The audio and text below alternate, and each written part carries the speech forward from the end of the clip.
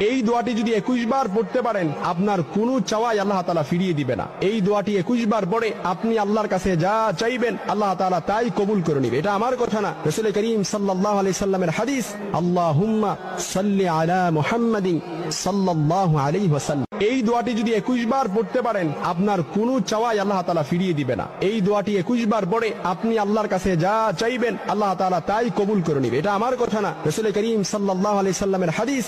আল্লাহুম্মা সাল্লি আলা মুহাম্মাদিন সাল্লাল্লাহু আলাইহি ওয়াসাল্লাম। এই দোয়াটি যদি 21 বার পড়তে পারেন আপনার কোনো চাওয়াই আল্লাহ তাআলা ফিরিয়ে দিবে না। এই দোয়াটি 21 বার পড়ে আপনি আল্লাহর কাছে যা চাইবেন আল্লাহ তাআলা তাই কবুল করে নিবে। এটা আমার কথা না, রাসূল করিম সাল্লাল্লাহু আলাইহি সাল্লামের হাদিস।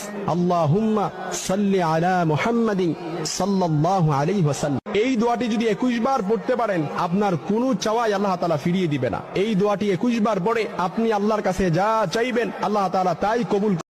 Likey